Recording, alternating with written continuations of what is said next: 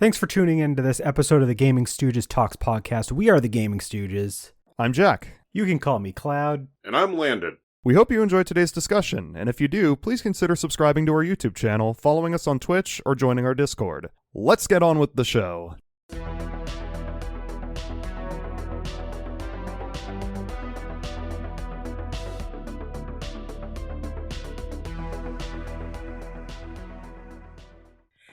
Hi, everybody.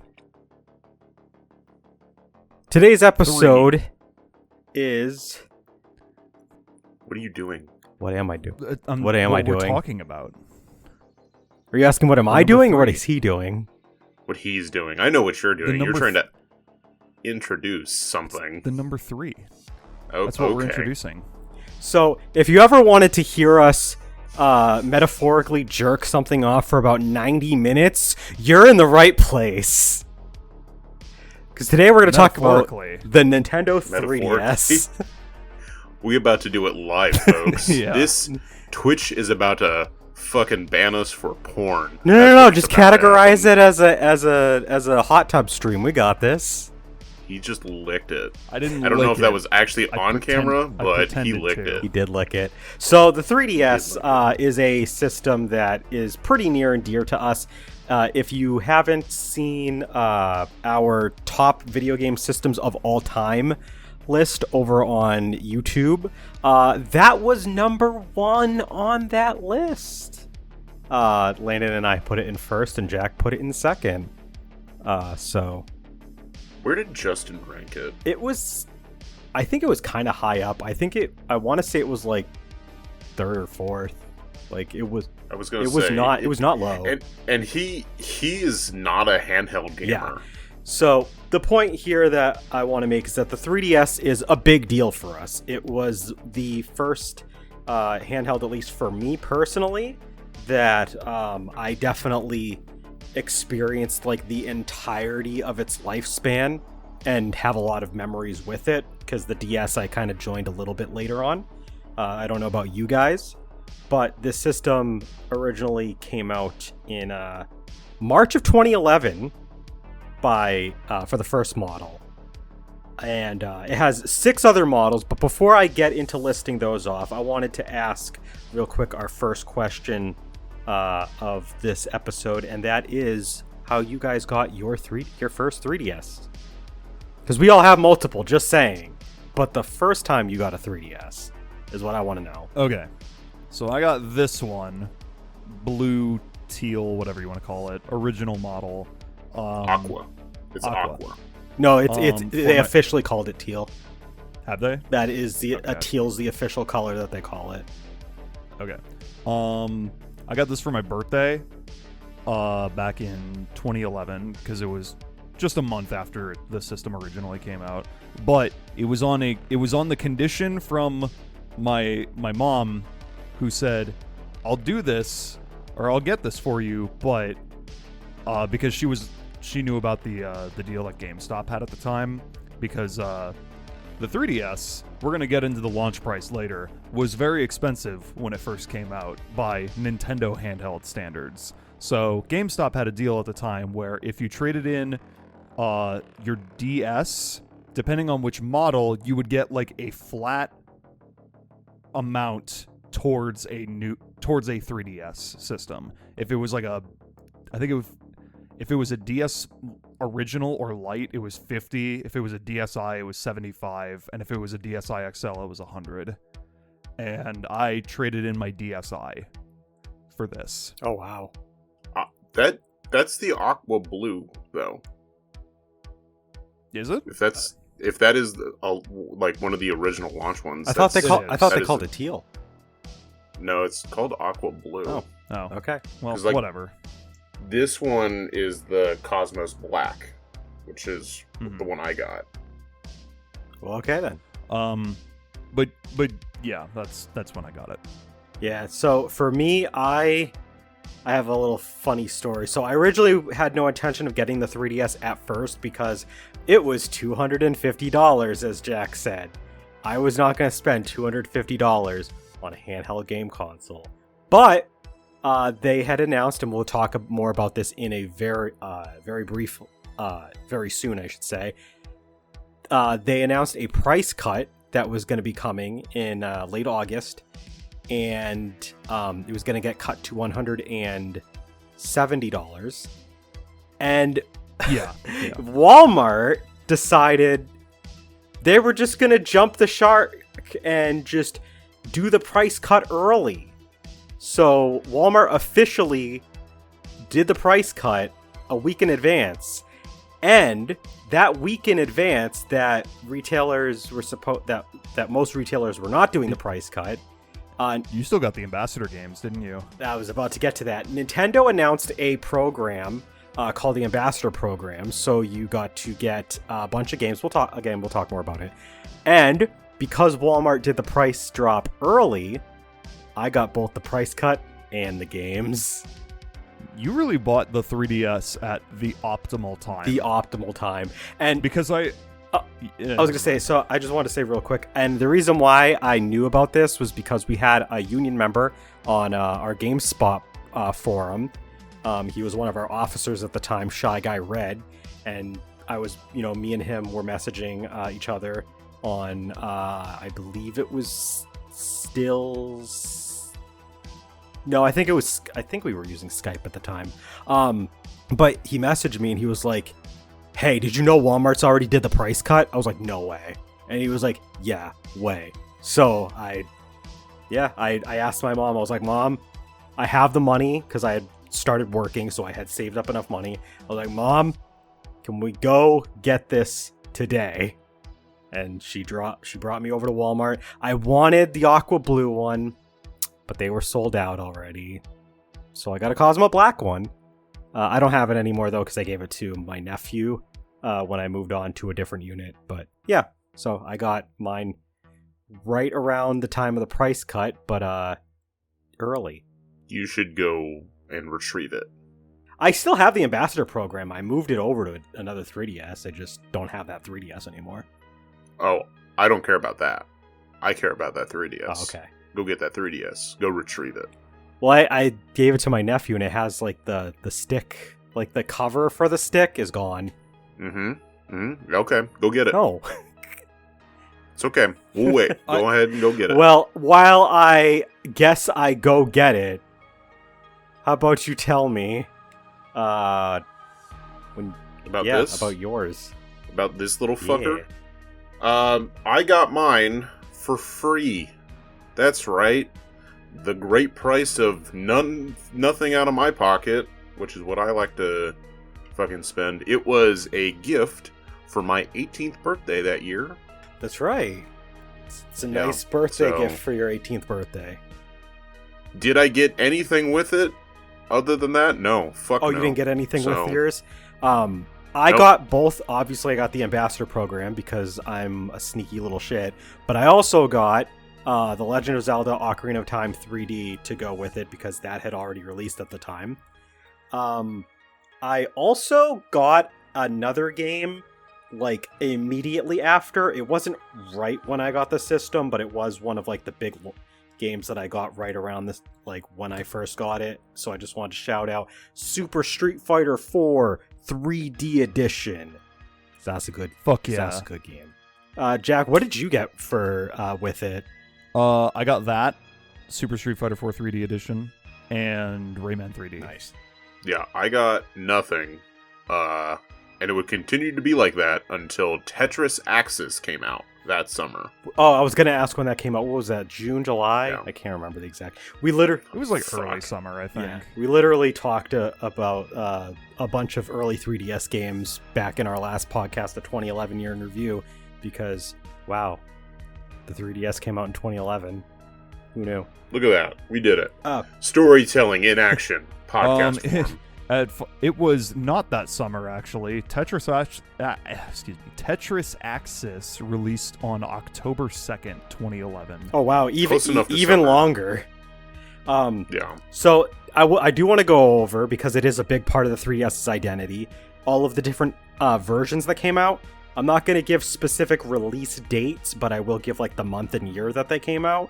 These are all in North America, specifically. So There are 6 models. There's the original one, which I did mention already because that is their initial release. The next version that came out would be the 3DS XL in August 2012. We would get the 2DS released in October 2013, and that was basically to coincide with the release of Pokemon X and Y, the first main Pokemon games to come out for the system. It has a much different design. We'll talk more about the different models in just a little bit. We also would get the new 3DS XL in February 2015. There was a series of systems that they started coming out with called the new 3DS, which was an improved model. You had better 3D tracking, better battery life for the most part, and just better performance. The software was able to be that you used was able to be loaded faster. It was just a bit more powerful chip that they had. So just an all-around bit. And it had a nipple. It had a couple extra buttons and a little nub that doubles as like a second stick for certain games. Also had an NFC reader, so you can scan your amiibos, since Amiibo came out the previous year. That came out in 2015, but there was also a base new 3DS model, which while that was a full retail release out in Japan, we would not get a technically official full retail release. We would get them all as these special edition bundles. So, Landon, you said that the first one was the Animal Crossing one, correct? Yeah, Animal Crossing Happy Home Designer. Yep. That was the first one released in North America. Yeah, there was that one. There was the Mario edition, that one that had both white and black that came in. There's been a couple others. There was a Pokemon 20th Anniversary Special Edition that came out right around, obviously, when they did the 3DS Virtual Console releases of Pokemon Red and Blue in February 2016. So that, again, did not get a full special retail release, but defining feature of that is that there's swappable plates for that one. The new 3DS XL does not have swappable plates. And then the last one that we would get would be the new 2DS XL. No, I did not make that up. That is a real thing. And that came out in April 2017, the month after the Switch came out. So that shows how late into the cycle they were still supporting this generation of handhelds. The 2DS XL is basically the same as the new 3DS XL, just pared down a bit, made with cheaper material, honestly, so that they could sell it at a really low price comparatively. There was all of those models. So I want to know really quick what your favorite one is among those. I mean, my favorite model? Yeah, what's your favorite model? Even if, what's the one you use the most that you just kind of gravitate towards? This one. You got your Majora's Mask, new 3DS. You have to say it for the people that are only listening. I know. The new 3DS XL. And I say, these guys will disagree with me. I like the XL better despite the blow up on the screens, because I got big hands. And playing on this thing, especially high energy games like Mario Kart and Kid Icarus, hurts your hands after a while. Which is why I like the big one, because it's more well suited for my gigantic gorilla hands. And also, I like this one because it's Majora's Mask. He likes the big boy. That was a bunch of weird, just blank audio for a solid minute. Cloud, your thoughts? Wow. My favorite is the base new 3DS model with swappable plates. I currently have a cheapo version of Groudon Kyogre plates that I bought. I really like the 3DS's and we're gonna get into this more. I like the personality features. Just there's so many ways to customize and just make the 3DS your own. And one of those is the exterior and the model choice that you use. So having that extra level of personalization is also really good. And it's a new model, which means it is objectively better than the previous series of models, just from performance standpoint and just how long it'll last you. So, I mean, yeah, I love the new 3DS, base new 3DS. Also like most of the other models pretty well enough. I mean, I don't dislike any of them, but this one's just my favorite. I think this one is my favorite to look at. The new 3DS XL. That's Is that a new one. 3DS XL or just a base 3DS XL? That's a new one. No. That's a new It's one. It's a new 3DS XL. It's my favorite to look at. It's got Samus Aran on it. It will never get played. I will turn it into a shadow box one day and just stare at it at the wall. Yeah, that's pretty cool. That one released with Samus Returns. Yes. Yeah. But I didn't get it with Samus Returns. I got it like after the fact. But like Cloud, this one is my favorite one to use, and that's that. You also have a new 3DS, base new 3DS for the listeners. No, I'm playing into the joke. Don't tell them what it is. Yes, no, I like the new 3DS the most myself. Jack just is too big. We're gonna have to cut him down. Just chop him down at the ankles. He'll be fine. Just at the tip. Will that make my hands smaller? We'll find out. We never said we were going to make your hands smaller. We just said we were going to cut you down. Okay. So yeah, those are all of the models, and we'll say... So let's talk about some of the defining features of the system in general, and some of these may differ based on which version of the system you own. But the main draw, at least originally, was glasses-free 3D. Like, that was the big selling point of the system, that you'd be able to experience 3D visuals in your games without the need of special 3D glasses, like they would usually have you wear when you go to a movie theater. This was a project that Nintendo had been working on a very long time. They tried it with the Virtual Boy. That did not work out very well, so they went back to the drawing board. Took them about 15 more years, but eventually they got it right. I remember the reveal for this back in 2010, and people were like astonished that they managed to make this possible. That was the last Nintendo E3 presentation, 2010. Was it? Yeah. The last, before they moved on to Directs. Oh, wait, no, they had one in 2011 for the Wii U. I forgot about that. Yeah, I was going to say, they had the Never mind. 2011 one. It was the last good Nintendo E3 presentation. Wow, you saying bad things about the Nintendo Land dance party? Yes. It's not a good representation of what Nintendo Land is capable of. Fair. Also, on top of the glasses-free 3D, you still had the touch screen that the DS had brought along that was still on the bottom screen. You had a much more robust home menu. It was a much more akin to like what you saw on the Wii at the time. They added themes so that you could like personalize this home screen so you could like make it look however you wanted. They added Landon's favorite thing in the world, folders. So you can badges. You could make folders and just like put as much stuff, categorize stuff as much as you want that way. So I forgot there was the badge arcade thing where you could win badges and decorate your screen. I forgot that you could use those for that. I collected some for a little bit, but I got bored of it after a while, I will admit. I have a shuckle on one of my folders. That's pretty cool. I forgot that you could use those on the folders. Oh, now I gotta look into my badges, because I think I have some. That'd be cool. And then, of course, I did mention the NFC reader was added to the new 3DS models.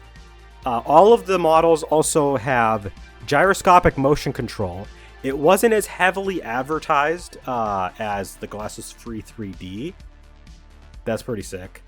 But I will say that the 3DS has a bunch of different features. You got the amiibo. You got it has AR, so it can use the cameras to produce to like look at like your surroundings with the gyroscope, and then produce like game effects. Like, oh boy, my favorite game for the 3DS actually, Pokemon Dream Radar used that. Oh, that's a good one. Yeah.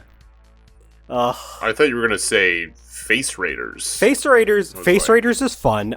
You also had How dare you? You had AR games that also came with it, which had like AR cards. So you had Face Raiders. Landon, why don't you tell us about the brilliance of Face Raiders? Face Raiders lets you take a photo of your friends, families, or enemies, and then they become a thing inside the game, and then you shoot them. That's Face Raiders. That's Face Raiders. That's all it takes. That's fucking Face Raiders. You get to fucking gyroscope all around your fucking living room, spin around in circles, and shoot people. And then hopefully you run into things in the real world too. Because that's badass. Yeah. We got a bunch of best-selling games for this system. Nope. We got Street fucking Pass Me Plaza. We did get... That's what we got for this game. We also did get... Actually, that's actually very important. So the 3DS came with a feature called StreetPass, and there was also Spot Pass, but Spot Pass was basically just the 3DS's way of sending online notifications, similar to how the Wii could do it, and also you'd get something later down the line with the Wii U. But StreetPass was different because it was local wireless, so if you had your 3DS in sleep mode, you could get interactions with other people who are doing the same thing. There's been kind of a game made out of this, like even today. Like some people will bring their 3DSs with them and have it in sleep mode and see if they can get like a street pass when they pass. Oh, I used to do that all the time. Like it's still a thing. And speaking of which, the 3DS also made big use of being in sleep mode and being able to like just do things with the system that way. Like you could collect coins if it was in your pocket, because there was also like it could use like the sensors to tell if you were walking with it in your pocket. So with those sensors, if you walked a bunch, you would rack up coins, and you could rack up to 10 a day, and then you could use those coins on games. It was a weird way to like, because Nintendo had this thing like in the late 2000s and early 2010s where they were like, let's get people fit. Let's have them exercise. Let's motivate them to go outside and touch grass. And this was like just one of their ways to do that. I mean, they're really just still doing that with the Switch. They're like, no, play video games outside. Just piss off. They really want people to go outside and be human beings. They don't want what Sony and Microsoft want, which is for you to sit on your ass eating Doritos and drinking Mountain Dew and getting like grimy fingerprints all over your controllers that you then bring into GameStop and piss off 2010's Landon because of how disgusting they were. Did that hit a little? Did that hit a little close to home? I definitely was listening, so yes. All right, cool. You definitely were. So yeah, and then best-selling games, just to list them off, we got Mario Kart 7, that is the best-selling game. I'm not going to list them individually, but all of the 6th and 7th generation main series Pokemon games that were on the system all sold well. You have the new Super Mario Bros. 2, you have Super Mario 3D Land, you have Animal Crossing New Leaf, Super Smash Bros. For Nintendo 3DS, that is the full name, just to please Landon, make sure I say it right. And also, Yokai Watch 2 actually sold extremely well as well. Top 10. Is this including Japanese sales? Is this worldwide sales? Worldwide sales, yes. Yes. That makes sense. Yeah. That makes sense. Most of those would be in Japan, because there was a brief period where Yokai Watch was actually even bigger than Pokemon over there. Believe it or not. Oh, yeah. Like, it really was that big. Oh, yeah, and also, guys, remember when they added Miiverse to the 3DS? Yes. They added Miiverse to the 3DS. The best part?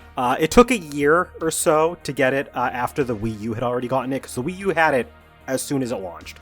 So you got the Wii U, you had Miiverse. It took them a little bit to get that added to the 3DS, but we would get it in December 2013. So in time for basically like the big, like, kind of like the point when the 3DS really started to take off. Because 2013, 2014, that period was like really big for the system. So added in Miiverse like right around that time. And that was active until they shut down the servers. Rip Miiverse, guys. Just rip Miiverse. Also, pour one out. One last just bullet point I wanted to say is that the 3DS is home to a decent library of virtual console titles. Now, granted, it is less than both the Wii U and the Wii. The Wii, from what my research said, was over 300, upwards of like 350 or so. It might even be closer to 400. Wii U had at least 250, might be higher than that. The 3DS was closer to about 200, give or take, in North America specifically. And some of those were exclusive to the ambassadors, namely the 10 and only 10 Game Boy Advance games that were ever released that way. It's kind of funny how they just decided to put 10 3DS games on the 3DS and only release them to the people that bought it early. Yeah. Good. It is. That makes me feel better than you, because I am better than you. It is still the only copy of Mario Kart Super Circuit that I actually own. Damn. Same. Sad. Yeah. But fair. Sad, Game shit. fair. Yeah. I mean, the game's fun, but like... Game's shit. Okay. Let's agree and move on. Right, cool. We have a whole podcast about that. They can go listen to We that do. if they You really can want. You can check out our awesome Mario Kart podcast for that. So let's get into it. The 3DS had a big library of games. So let's start talking about some games. There was... Perfect. Let me just talk about all 54 games I would like to bring up today. 54? All right. I went ahead and I listed out 54 games I wanted to have individual discussions, approximately 10 to 20 minutes on each. So let's go ahead and jump in this essay, I will. In this essay, I will list off alphabetically games that are on the Nintendo 3DS. Ready, set, go.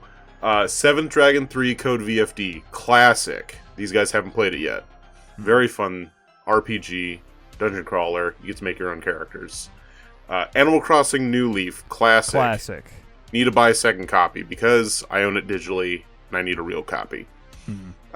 Fun fact, I had a completed museum, at least for fossils, and then my original 3DS decided to eat shit and die. Yep. So I stopped playing Animal Crossing New Leaf. Fuck that game sucks. For the Nintendo 3DS. For the Nintendo 3DS. Here's a fun one. I'm actually going to do this if you don't stop me. Attack of Friday Monsters, A Tokyo Tale, was a very fun sort of slice of life eShop game. Dead to the world now. Thanks. Do we have any other questions? So I did want to actually get into not just like talking about just our favorite games. I do want us to talk about like basically like our top like 5 or so. But I'll come back to this then. Something interesting is that the 3DS had some really, I think, pretty defined eras when it comes to game releases. You had kind of a drought for like the early, like most of 2011. And then you started getting like that picking up steam era when it started in late 20. Codename Steam? Sure. For the Nintendo 3DS? Codename Steam was in fact a game for Nintendo 3DS. But you had the part where it was picking up steam starting late 2011. That went through to 2012. You had the period that I believe is when the 3DS really took off, which was 2013. That's when you started having big games like Fire Emblem Awakening come out stateside. You had Pokemon later in the year. 2013 was an insane year for the 3DS. Oh, yeah. There's a lot of good stuff. 2014 carries over. 2015 is when I think it starts to quiet down a little bit. But there was still some, decent games that came out in 2015. 2016 was actually a pretty good year for the 3DS. All things considered, it was late in the system's life, but I mean, that's when you had stuff like Kirby Planet Robobot, Pokemon Sun and Moon had come out that year. I'm sure there's others that I'm thinking of. 2017 was like the last like year that the 3DS had like a major showing of games, but there were still some decent releases eventually all the way through to even like 2019, I think was when Kirby's Extra Epic Yarn came out. So the 3DS had like an 8-year lifespan of like actual direct support, and I had a slow period at the beginning, slow period at the end, but you had a pretty substantial library of games for the successor of the most successful handheld system of all time as of this podcast. Just to keep this future-proofed. So the 3DS is in fact not America's system. it's not America's system. Only one system can be America's system, and that's the DS, baby. So what would... That's why listen this to is that podcast. personal Yeah, now. it's personal this time. So what would you guys say is your favorite games for the system? And if you could like make an observation based on that, what would you say is probably your most defining period for the system as well? Should we do like top 5? Yeah, top 5. Boy, off the top of my head. Animal Crossing New Leaf. Duh. Fire Emblem Awakening. Probably Kid Icarus Uprising.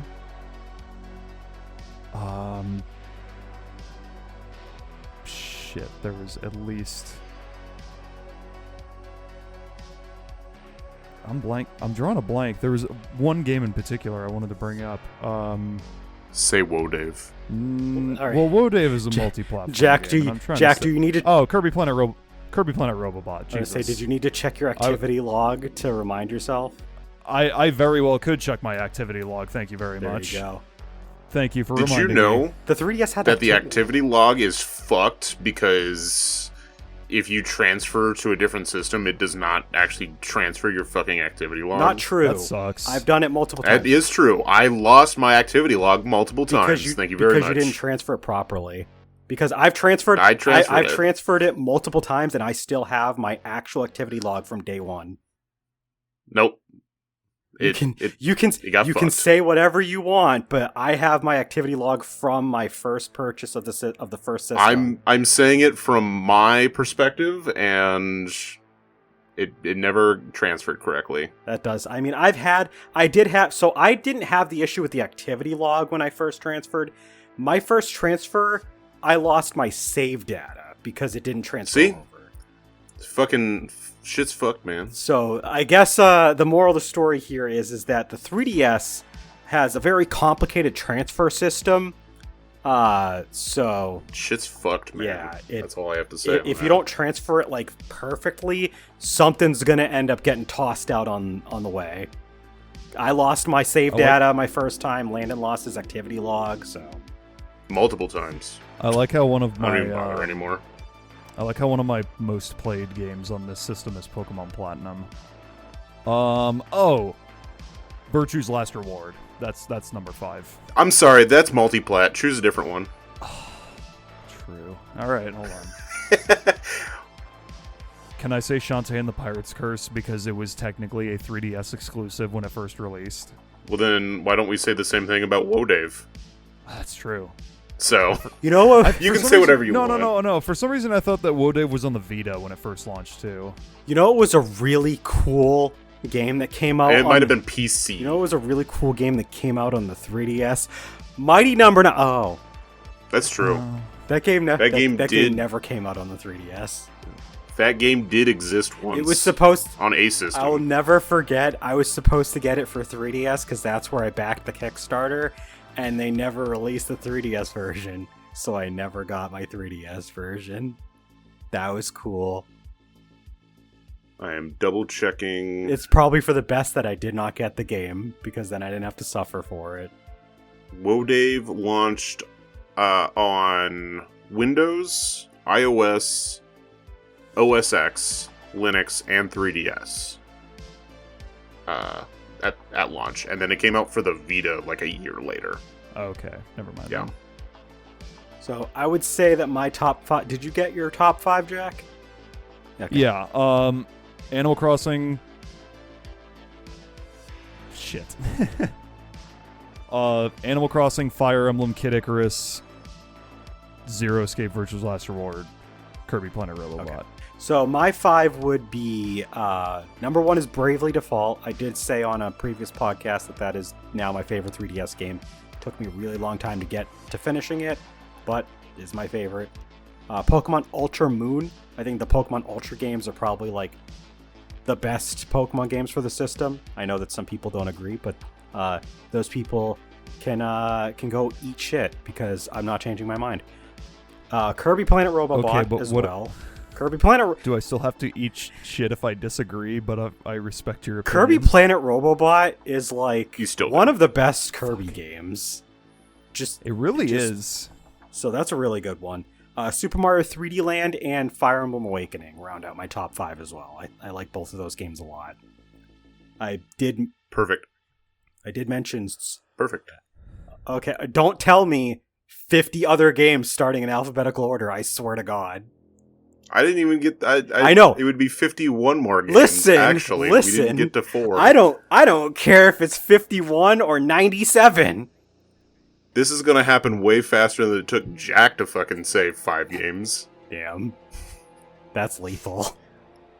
All right, ready, go. 7th Dragon 3, Code VFD, Animal Crossing, New Leaf, Attack of the Friday Monsters, A Tokyo Tale, Bit Trip Saga, Box Boy, Box Boy, Bye Bye Box Boy, Code of Princess, Conception 2, Children of the Seven Stars, The Dempamen, They Came by Wave, Dylan's Rolling Western, Dragon Ball Fusions, Escape Vector, Fantasy Life, Fire Emblem Awakening, Fire Emblem Echoes, Shadows of Valentia, Fire Emblem Fates, Gunman Clive, Kid Icarus Uprising, Kirby Planet Robobot, The Legend of Zelda: A Link Between Worlds, Legend of Zelda: Majora's Mask 3D, Legend of Zelda: Ocarina of Time 3D, The Legend of Zelda: Triforce Heroes, Lord of Magna, Maiden Haven, Mario & Luigi Dream Team, Mario & Luigi Paper Jam, Mario Kart 7, Metroid: Samus Returns, Mighty Switch Force, Miitopia, Phoenix Wright Ace Attorney Dual Destinies, Phoenix Wright Ace Attorney Spirit of Justice, Professor Layton and versus Phoenix Wright Ace Attorney, Pokemon Moon, Pokemon Omega Ruby, Pokemon Super Mystery Dungeon, Project Cross Zone 2, Project Cross Zone 1. I said those out of order. Pushmo, Radiant Historia, Perfect Chronology, Resident Evil Revelations, Rhythm Thief and the Emperor's Treasure, Senran Kagura 2, Deep Crimson, Shantae and the Pirate's Curse, Shin Megami Tensei 4, Shin Megami Tensei 4 Apocalypse, Sonic Generations, SteamWorld Dig, Super Mario 3D World, Tetris Access, Tomodachi Life, Whoa, Dave. Okay. I did it. Thank you very much for that, I suppose. You're welcome. So about Bit Trip Saga, since that's where we left off on. You want to tell us about Bit Trip Saga? I mean, we did talk quite a bit about it in our last episode. It's a good game. All right, next is Box Boy, Box Boy, and Bye Bye Box Boy. Some classic games from HAL Laboratories that are now dead. All right, next. You can continue your podcast. No, I was actually going to just ask you like what your top 5 actually are, though. My top 5 actually are. So I was looking for this because I went back to when we did our top 20 games of all time. And I was like, I know I posted my full thingy that has all of them. And let me just go back to that. According to me at the time, if we don't include games I played on the 3DS, so basically this is just 3DS original games, that would be Kirby Planet Robobot, Fire Emblem, Echoes, Shadows of Valentia, Resident Evil Revelations, technically Shantae I played on the, I think I played the Wii U version first, I forget. I'm going to skip over that one. 7th Dragon 3 Code VFD and Senran Kagura 2 Deep Crimson. I was going to ask. I was going to be like, 5. if your list doesn't have 7th Dragon, this is a fake list because you were fucking hyped about that game when you were playing it. That game was really good. I love that game. Game of the Year 2016. I still have to look into like getting it because I've heard good things. Like you're not like the only person. It is. The combat is excellent. It is so fun to like come up with parties in that game because you get to basically make your party from the ground up, every party member, and you get to like really customize with classes and stuff. So I really enjoy it. If you can find a copy, like I recommend picking it up. It's probably expensive nowadays because it is a role-playing game. It's an RPG for a Nintendo handheld that is now defunct, and people love that shit. I'm going on eBay for you. I always think of that game, or when I think of that game, I always think of when we did our top games of 2016, because that was your game of the year. But you, before announcing that, decided to spoil all of our games of the years just because they were really obvious choices. Like, yeah, mine was Uncharted 4, Cloud's was Pokemon Sun and Moon, and Justin's was Doom 2016. Yeah. And then none of us knew what the fuck 7th Dragon 3 Code VFD was until you were like, yeah, this is my game of the year. And we're just like, okay.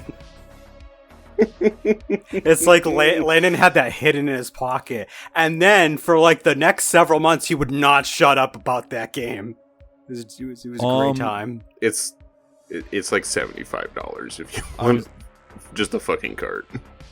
Jesus, I see a copy here that's complete in box for $65. That it's not sealed. That's but still probably like low end too, though. Yeah. So, but that's sort of what you're looking at for 7th Dragon. You are looking at like modern day full retail price just to get a cart at minimum. Yeah, that's maybe. Sometimes you can get a little bit better, but it's a lot of fun. Let me say, like, if you want, like, the story is kind of okay, especially since it's the 3rd game in a series where we really haven't gotten that fucking story, because I think the first 2 games are Japan only or some shit. But I didn't play those games. I jumped into this one and I really enjoyed it a lot. Yeah. So I personally like Bravely Default for similar reasons that you mentioned.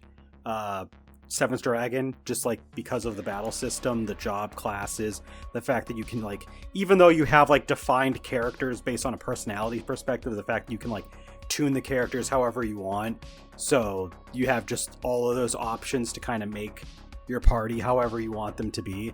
That's part of why I really like it. From a story perspective, like, I would say Bravely Default story-wise is probably better than 7th Dragon 3 Code VFD, except for like the back half. Except for like that part where, you know, they just gave up on the story till the end of the game. Yeah. So I think if you weigh both games based off of that, like, it's kind of similar.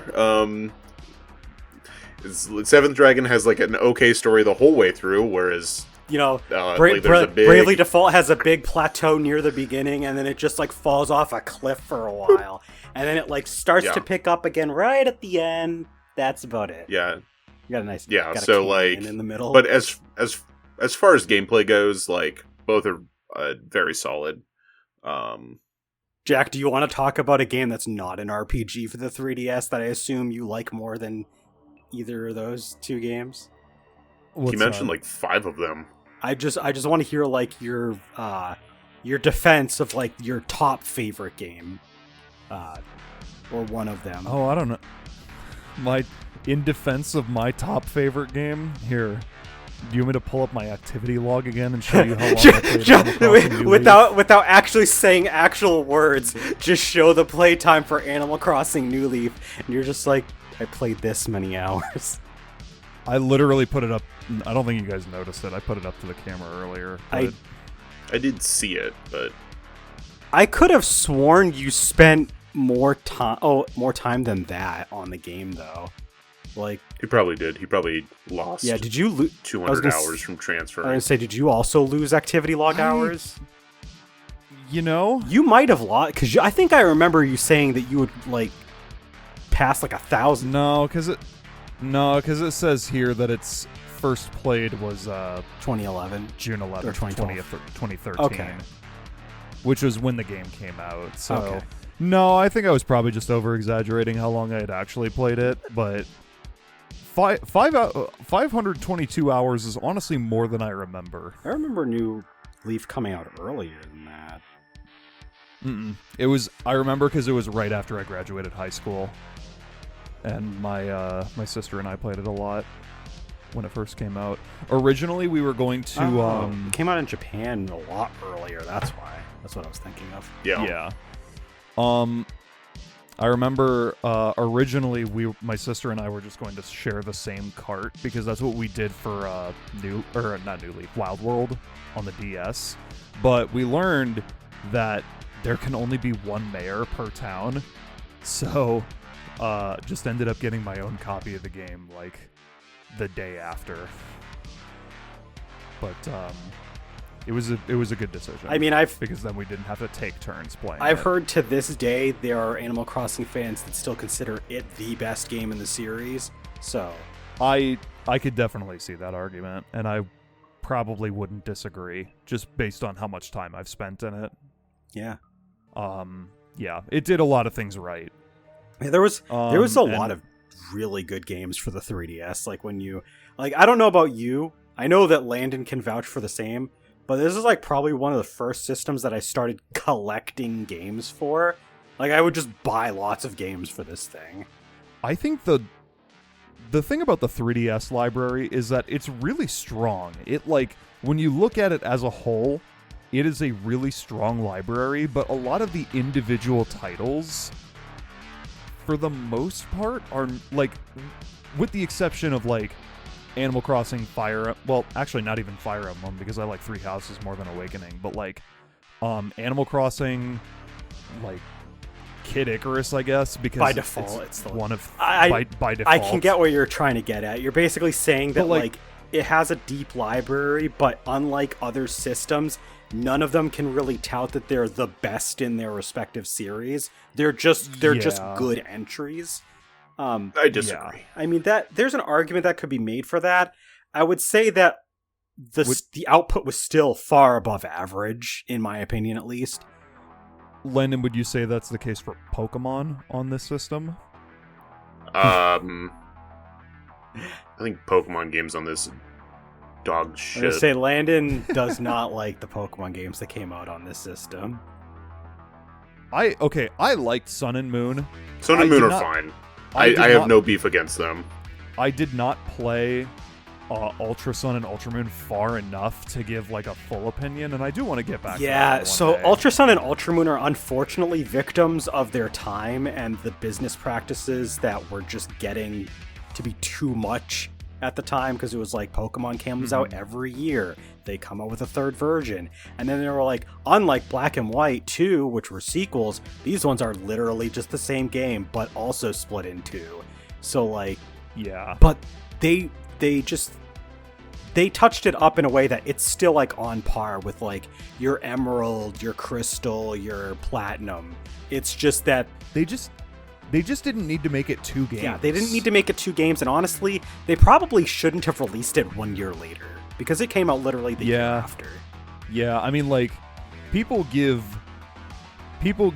remember, that was the big problem that critics had with, the third game in a trilogy, or in a trio of a Pokemon generation, Emerald, Platinum, Black 2 and White 2 also, but, to a lesser extent. Well, the thing is this was the worst case of it, because that's what I was gonna say. There was all at least 2 years of space between the original duo and the third game, except Crystal. Crystal came out the year after, but here's the thing: Crystal also did very poorly compared to other Pokemon games. Most people skipped over Crystal. And I mean, most people skipped over Ultra Sun and Ultra Moon for the same reason. But I mean, I feel like Emerald came out 2 years later. Platinum came out 2 years later. And Black 2 and White 2 came out a year and a half later, but I feel enough time had passed. And they're plus the fact that it's a they're sequel games, not it's not the same story. Right. So when you came out with this new Pokemon game that was the same as last year's, and it was 1 year after, a lot of people got sick of it. But I mean, that's a strong game. But yeah, like you said, some of the games are, But anyway, my favorite Pokemon games on the system are the Gen 3 remakes. Of course they are. But I like Sun and Moon. I think they're good games. I played through Sun and Moon I think twice, and I had a pretty good time both times I played them. they're not some of my favorite games in the series, but like, it's fun. I'll say that I think Kirby definitely had some of the strongest output on this system out of all the systems that it had been on so far, just because of the quantity and quality like on display. Yeah. Because like the DS had Squeak Squad, which is okay, and then it had Mass Attack. Squeak Squad is good. And then it had Mass Attack. I would say, well, yeah, fuck and Mass Attack. it had but Canvas Curse, which I mean, the DS did have Superstar Ultra, which isn't a True. wholly unique or like wholly new game, but it did add game modes. True. So it had Superstar Ultra, that's a big one. But the 3DS like had... the definitive... the 3DS had Triple Deluxe, which is pretty like good. about... It's on par with Squeak Squad, I would say. Yeah. Like, they're both like good Kirby games, just nothing too crazy in terms of like what they're doing. But like Planet Robobot, now that's a fucking video game. Remember when they released like 5 different little Kirby like sub games on the eShop as well? Yep. I remember not playing any of I them. played one of them. I think it was like the first Battle Royale or something. I don't remember. There was like an RPG one that I played like a little bit of. It was like really I can't remember the name of that one. Was it about? No, I don't think it was. It was. I don't remember. There was unrelated, but I like how I'm just looking at the list of bestsellers in the 3DS, the top 50 anyway, and I like how Pokemon Red, Blue, Green, Yellow sold well enough on the Virtual Console. Oh yeah, that they are included on this list. Oh yeah, the 3DS Virtual Console releases of those games were some of the best selling of their Virtual Console. 1.5 million. I am 3 of those sales. Pokemon Rumble Blast is also on here. Hell yeah. Ew. Lynn is like, finally a good game. We finally got to talking about a good game that I did not bring up earlier. Pokemon Mystery Dungeon Gates to Infinity, which is a game that I have not played, but I've heard is the worst Pokemon Mystery Dungeon. It is generally regarded aggressively fine. Yeah, it's not a bad game. It's just generally, the worst of them. Fire Emblem was a series that I think did really strong on the 3DS. Landon had likes Shadows of Valentia a lot. That's a really good remake of a game that we didn't get previously outside of Japan. You had that was also honestly probably when like the production value I think really started to show up a lot more. Like obviously they were already doing pretty good with like producing higher quality Fire Emblem games with Awakening. That was the breakout success. You had you had Fates, which I mean, take it or leave it, like they were still well produced, but like I don't know, there was something about like how they made Echo's Shadows of Valentia that was just like they were definitely stepping their game up around that time. So you had it's so fucking good. I love that game. So yeah, you had a good strong library. Like I agree with Jack that I think Three Houses is like better than them, but like that was smelling. It was that and N-Gage are the only like 2 major like Fire Emblem main series games we've gotten on the Switch so far, and I don't think we're getting a third one before the successor comes out. So like you get 3 good Fire Emblem games on the 3DS. Ooh, 3, it's a recurring number. Well, there was 3 Fire Emblem games for the Switch, if you include the Warriors digital. Oh, digital port of the original that's game. True. I have that one actually. I do too. It is dead media. Yep. They just threw it off the eShop afterwards for some reason. Because they're smelly. It was the same day that they were ending distribution for Super Mario 3D All-Stars as well. They were just like, hey, these games are going away now because we feel like it, because we said so. Say bye. That was fun. Okay, bye.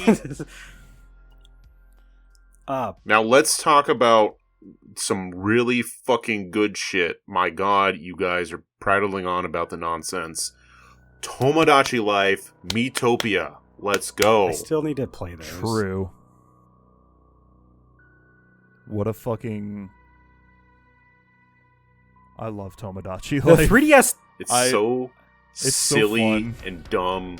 You can get about like a decent 10 hours out of it. It's silly. It gets repetitive, sure, but like it's funny to watch like the Miis in the game, like build relationships, fuck, have kids, and then at that point I'm like, all right. And then they do like weird shit. There's some pretty fun mini games. There's a mini game that is basically Miitopia before Miitopia. There's like an RPG. Yeah, in say Tomodachi us. Life. Oh, you're talking about. Oh, Tomodachi Life had one like that too, because they also had the StreetPass had like some sub games, and one of them was the original incarnation. They called it Save Me, and I didn't realize that they also had that in Tomodachi Life, like something like that, before moving on to Miitopia. Yeah, so they did a couple iterations of that.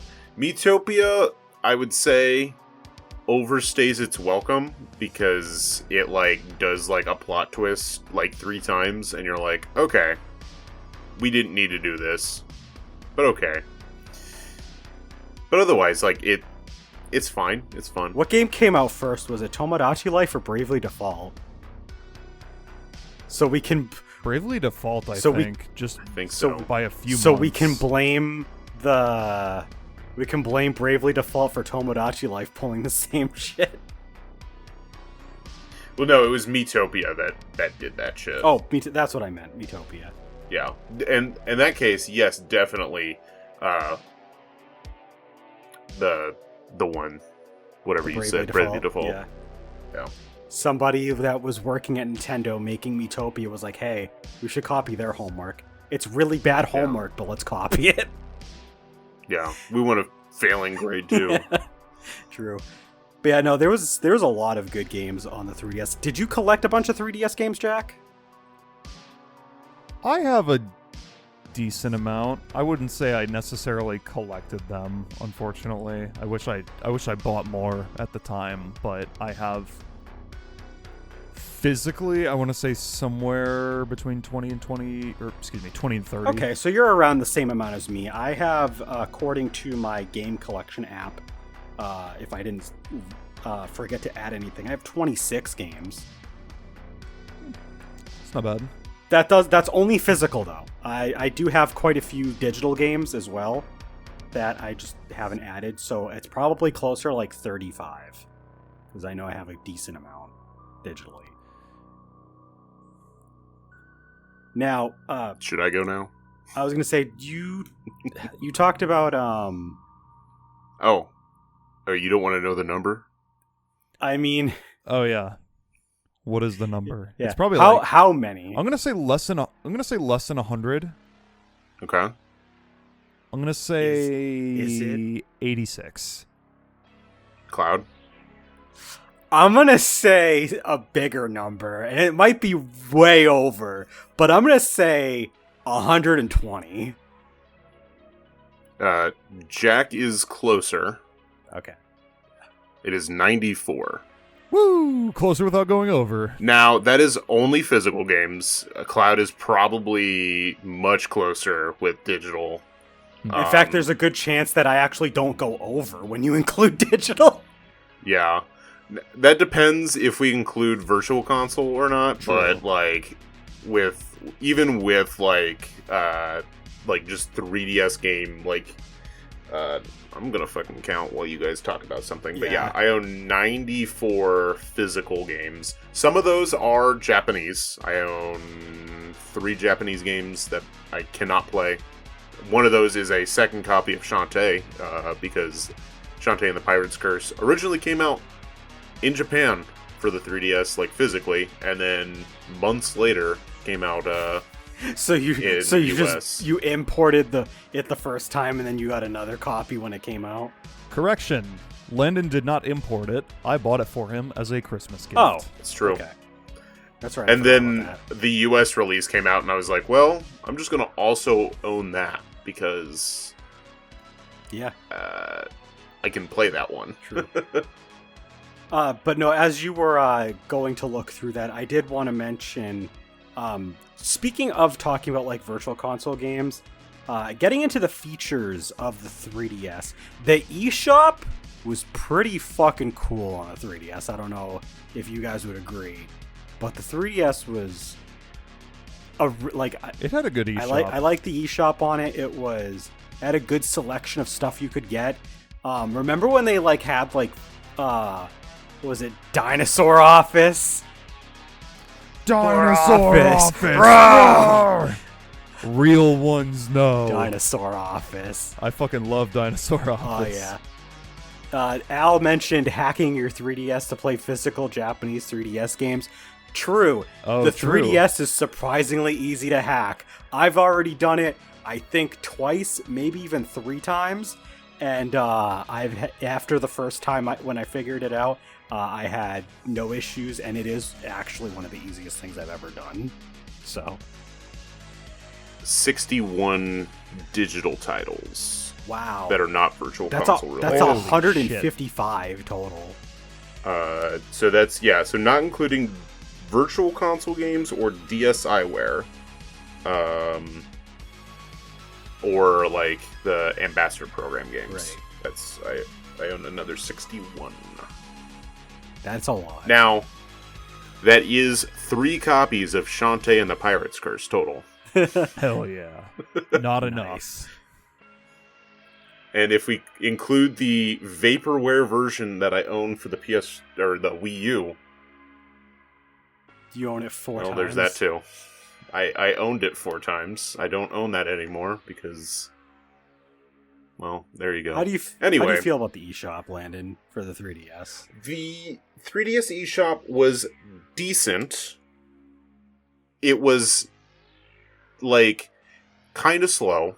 But that's, I think, a lot of times is just because the 3DS... Not even just the 3DS, just, like, at the time, like, if you go back to any of the hardware, like, maybe the 360 was better, but, like, even the PS3 is slow, like, doing it online, like the shop, at least.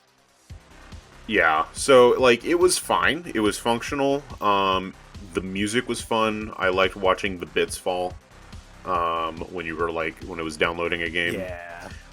I think, at that point in time, because we're in the world of, like, we don't need to make up space numbers. Like, why are we making up, like, a unit of memory for this system when we could just say the number of gigabytes or megabytes that a game is? We don't need to make up a fake memory. They still use that, and that was a thing since the GameCube. Because I know. Did they do that with the expansion pack on the N64 as well? I'm trying to remember if they used blocks as like the metric. But yeah, that was just a thing that Nintendo did until like the Wii U came out. Like they were just like that was the.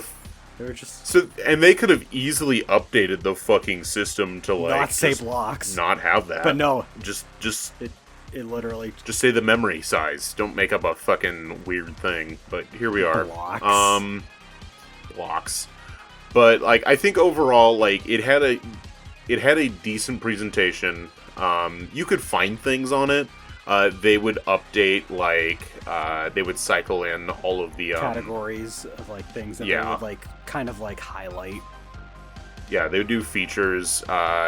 They had like a dedicated section for Virtual Console. Yep.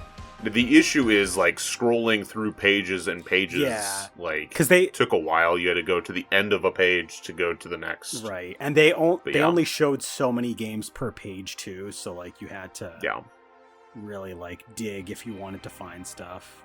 But I mean, it was still definitely a smoother experience than the Switch, I will say, at least. For the most part. I mean, it had a curated stuff. Exactly. Which made it easy. You could find, like, the deals. You could find, like, it had a recommended section, which was cool. Yeah, I did like that. They would, like, go based off of, like, the data that was on your 3DS. Like, what did you download? What have you played? And it'd be like, oh, you might like this game.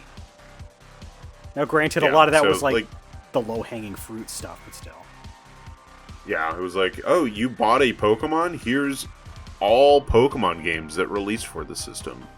And, I don't know, Mario, because you're a Nintendo fan, apparently, fuck it. right? Yeah. Yeah. But yeah, no, they would like show simple stuff. They'd be like, oh, you played Sonic Generations? Have you played Mario 3D Land? Have you played Kirby Planet? Like, they would like show you like other like popular games from the same like genre. Yeah. I'm back. What's up? We're still talking about the 3DS eShop, but to move on from that, Fuck yeah. other really cool things about the 3DS. I mean, we've talked about Miiverse with the Wii U, because that was like the big thing that the Wii U came with was Miiverse. So I don't think we really have to spend too much time on that. It was the same kind of thing, just on the 3DS instead, and there were quite a few games that like had some cool interactions with that. I'm trying to think of like a game off the top of my head that I used Miiverse at all on the 3DS, but nothing is really coming to mind. I guess Fire Emblem Awakening, I did remember some... Miiverse? What would you use it for Miiverse for? Because the bigger thing for a lot of games was like the StreetPass Spot Pass. Yeah, Spot Pass. Okay, Like, yeah, Spot Pass. That was... Yeah, because like in Fire Emblem Awakening, you could share your team Right. with other people and battle their team. That's what I was thinking of. I'm mixing up Miiverse and Spot Pass. Yeah, that's the thing when you have like so many different systems and they're all like online connectivity. I was gonna say, there's so many different ways that you could connect on the 3DS. Like, I don't think there was like any system that's ever done all those things at once that the 3DS was using. Definitely not because of StreetPass. Like, no system really has something like that, as unique as that. Like, I mean, some systems, I guess, the DS with the fucking PictoChat. I was gonna say like, you could go in a local for that, but it didn't even like come close to what StreetPass did functionally over like several games. Like, StreetPass was even more robust than the PSP's ad hoc system. Like, PSP had like a wireless like connectivity feature. It was kind of hard and convoluted to use if you were a stupid kid, which most people playing handhelds at the time, myself included, stupid kids. So yeah, I think the 3DS was like, not only did it have, you know, the most robust features with the StreetPass, we've already mentioned like the sub games and stuff that you could do by collecting people that you connected with, but also just the easiest to use. Speaking of collecting people though, this was Nintendo's first time implementing a friends list. You can actually just add people directly to your friends list instead of getting a weird 12-digit code to add someone on every game you want to play with them on. Because that's what they did on the Wii and the DS. Yup. I miss those days. Let's go back to that. Let's go back to friend codes. Yeah, I miss friend codes. I mean, technically, we still fucking have friend codes, but you don't need them like you did back then. Yeah, but I only want the friend codes. Landon wanted an excuse to ask people what their digits were. Hey, what are you digits? No, I don't need your phone number. That's gross. No, you want them. Give me your friend codes. You see their 7 digits, and you're just like, "Where's the rest of it?" Yeah, you're missing like where's the rest of it? Several 5 digits more? there. That those digits are too small. But yeah, we've touched on Spot Pass, Street Pass.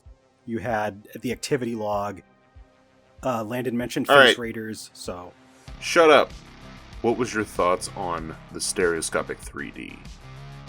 Oh, I loved it. I think it was like my favorite implementation of motion controls that I like actually played games using.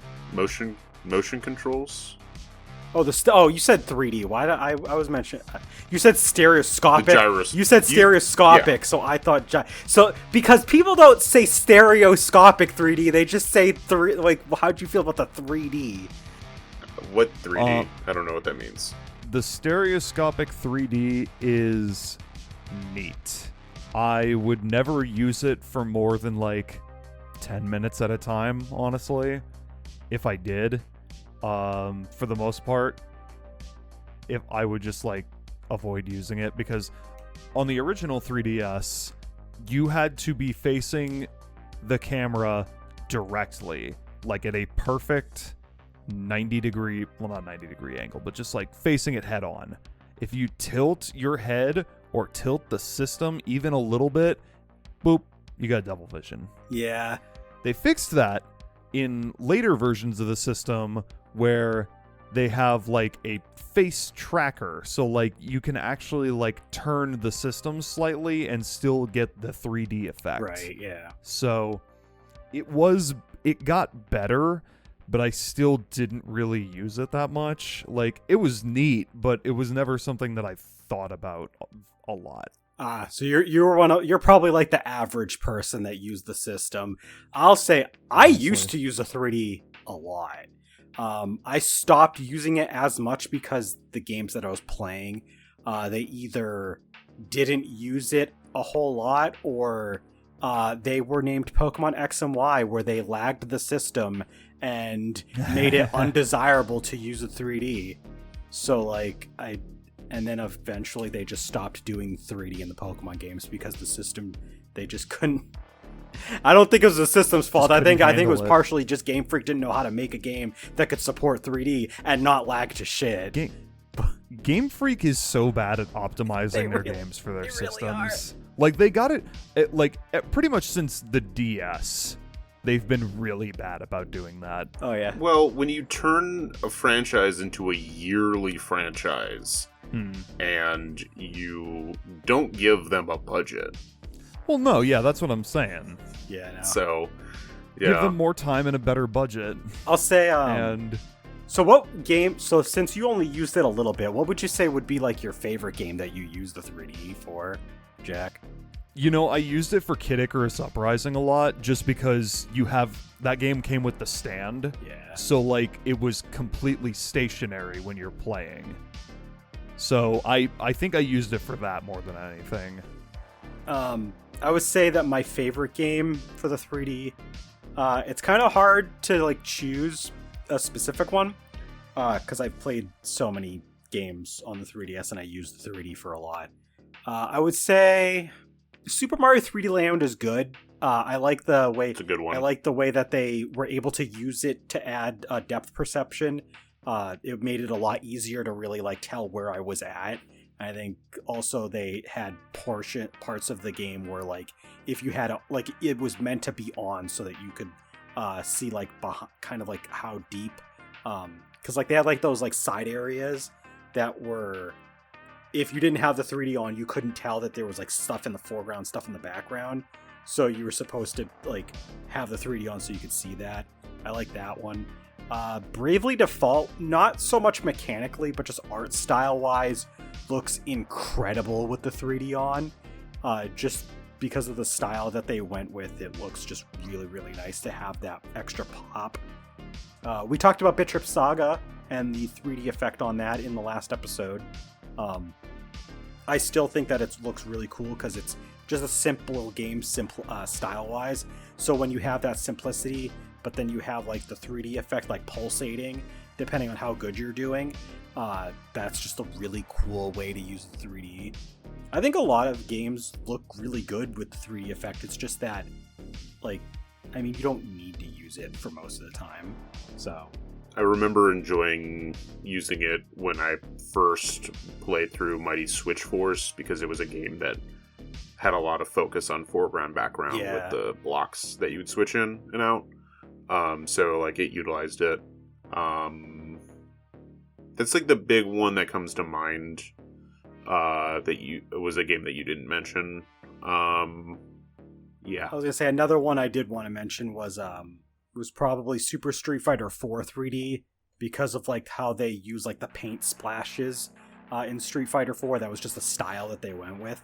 The way that they they have that with the graphic style and you put it in 3D, it's really nice visual effects that way. I think it pops really nice. But yeah, I mean, I could honestly go on for too long talking about the 3D effect on games. I played a lot of them. Yeah, I think outside of Kid Icarus, I think 3D Land is not only like one of the games that I used the 3D the most in, but also I think one of the games that utilized it the best. Like, I don't know. They did a great job with it. I mean, later on, like we said, they stopped kind of making it a focal point of the system. Yeah. Like, there were games coming out late in the system's lifespan that actually just didn't use the 3D. And I mean, it was for the best, though, because, like, they were coming out with, this was, like, after the Switch was releasing, after they came out with the 2DS XL, so that was, like, the thing that was, like, their only, like, the way that they were supporting the 3DS at that point. So when, like, the one version of the system you're selling doesn't have 3D, there was kind of no point in games coming out after that to have 3D support, because your version of the system doesn't even have it. So I mean, Landon, did you want to mention anything about the 3D Classics series of games that they would come out with? Because they ported a few games that were like old games and they added 3D depth to it. They did. There's some really good ones. Probably the best one was Kirby's Adventure. Yeah. That they did. But they did like Excite Bike and some other ones. And they weren't just Nintendo that did these. Sega did quite a few. They did like a few Sonic games. Sega had a really cool... They had a collection, right? So in America, they had one collection. We got collection number 2. And they just didn't label it as number 2 because they were like, fuck you guys. They had 3 collections in Japan. Wow. That covered like a lot of their like classic shit. And some of those were actually really good. They had the Sonics, but they also had some of the Puyo Puyos. Yep. And like Ultra Beasts and stuff. Like, it was like the one collection we got was fantastic. I really wish they had done the other 2 collections out here, because that shit was fucking awesome. Oh yeah, no, Sega had a pretty good output on this system, and like that was one of the things that they did really good with too. Sega, Capcom, and Square, I feel, all did really well. And then Atlas had a lot of good stuff, I was gonna say, too. I think this is probably like the system that really helped Atlas start taking off. Because, like, I mean, they had some decent stuff here and there on, like, the PS2 and the generation before that. But, like, there was, like, just a following that was growing and growing when Atlas was putting out stuff on the 3DS. And, like, that momentum was really starting to show. Because, like, I think, like, I mean, by the time Persona 5 came out and there was all of these new Atlas fans that were joining in, plus the hype for a new Persona after like so long since the last one, it just kind of culminated. I think the 3DS did have an effect on helping people jump into the Atlas bandwagon. There's a lot of good games for it. I mean, between 18,000 Etrian Odysseys, and Shin Megami Tensei, Devil Survivor, Digital Devil Saga, those are like a bunch. Yeah, they did a bunch of ports of some of the older ones. They also did Strange Journey Redux, and then they had the 4 and 4 Apocalypse, the actual like new SMTs, that was a big which one. I had mentioned. Those were both fantastic. 4 is like one of my it is absolutely a favorite game of mine, as well. Yeah.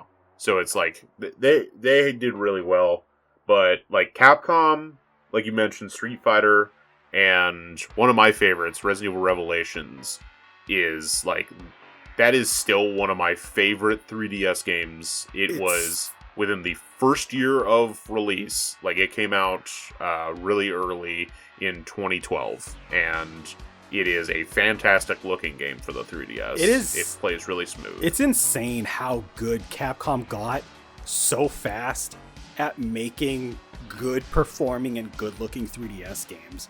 Like, they were just right out the gate. I really wish Revelations 2 had been like a 3DS game. It probably would have been like way different than what the Revelations 2 we got.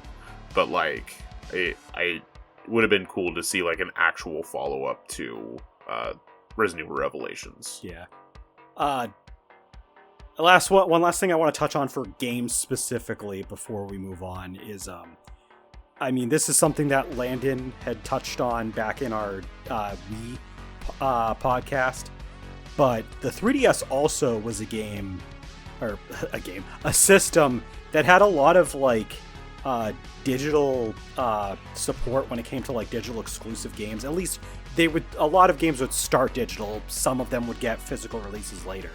But there was a lot of games that came out digitally for the 3DS that did pretty well. I mean, you had Shovel Knight originally had come out digitally. I believe it did get a physical release later. You had stuff like the Denpa. You had wasn't the Legend of Zelda Triforce Heroes digital? No, no. That one had a physical. They did a DSiWare version of Four Swords. Oh yeah, that's right. They did do that. Came out, and you could get for the 3DS. That one was digital only. You had the first Senran Kagura that we got, Senran Kagura Burst, was a digital title. It came out. It was weird though, because it was like they combined multiple releases from like the Japanese versions, which did have physical versions, and I think Burst might have been released. Might have had a physical release later, or Burst. So Burst had both versions of Senran Kagura 1 had a physical release in Japan. Yeah. Burst was just the second release, and that's the version we got. Right. Yeah. There was Pushmo? Pushmo. That was an early title. Yep. That was really good. It had a sequel, Crashmo. It was like called Pole Block. Was like the European name for Pushmo. Azure Striker Gunvolt originally was a digital only release. They also paired it with Mighty Gunvolt, which was supposed to be like a crossover, which they've done multiple times between Azure Striker Gunvolt and the Mighty series that never took off. So yeah, no, I mean, we could go into on and on. I'm sure you have quite a few others you could just mention. I mean, I mentioned a lot of them when I just spewed game names. All the Box Boy games, those are all really good. The first 3 are on that. There was a couple games in the Dylan's Rolling Western series, which was like a tower defense style game where you played as a Sheriff Armadillo. I had mentioned Gunman Clive. That one was like a really cool shmup that was made for it, where you played as a Western Sheriff again. And then I mentioned Mighty Switch Force. Mighty Switch Force also had the sequel, Mighty Switch Force 2. Both of those really good. We talked about Pushmo. Shantae was originally a digital-only game. SteamWorld Dig and SteamWorld Heist were both really fun games.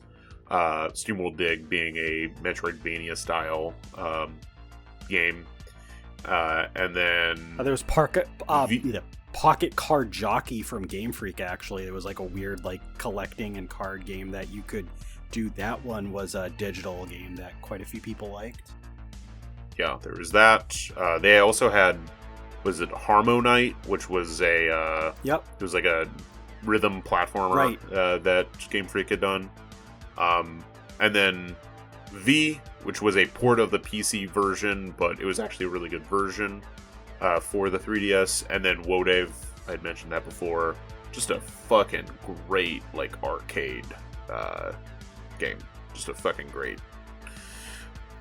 game. Oh yeah, love that game. Whoa, Dave! I want to play Wodave again at some point. It's been a hot minute since I played Wodave, but I know I have it somewhere. So yeah, Wodave's good. Jack, did you have anything to add? Digital? Did you get into digital games a lot for the 3DS? I had a few. Let me see. Let me see if there's anything on this system that I can shout out or want to. Because, I mean, I definitely have. That you guys haven't already. Let's see. Yes, my favorite app, Pokemon Bank. We know I already mentioned Shovel Knight, Summer Conquer Burst, Azure Striker. You know, I really loved Pokemon Sun and Moon Special Demo version that I still have on here.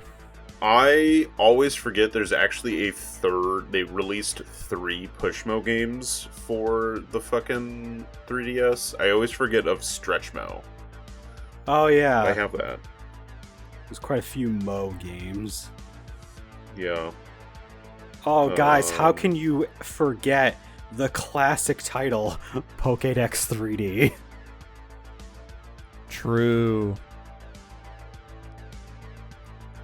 Yeah, there's a lot of different games. Yeah, I don't think there's anything that you guys have mentioned that I don't think there's anything that you guys haven't mentioned that I wanted to. Right. So going back to other aspects of the system, what would you guys say, at least like software wise, not like strictly like features, but like actual like support software that you could interact with? What would you say is like some of your favorite stuff that the 3DS had to offer? I mean, you had stuff like I'm kind of having a hard time trying to like. It's our favorite app. Yeah, it's not activity log for you. That's for sure. No, I mean, I did like that until. I guess it doesn't specifically have to be like non-gameplay. Like it can have gameplay to it, but it's not like functionally entirely like a game.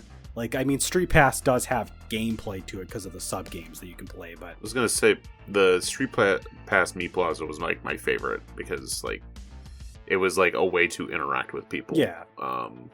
And I could collect puzzle pieces, and I completed every single puzzle. That was the only like game on that I cared about, even though they released a bunch of extra ones down the road. But I was like, oh, I just want puzzle pieces. I remember for a brief period, I did actually use like some of the other stuff, like because you can take pictures with this thing, just like you could with the DSi. You could even take 3D pictures. It was really weird.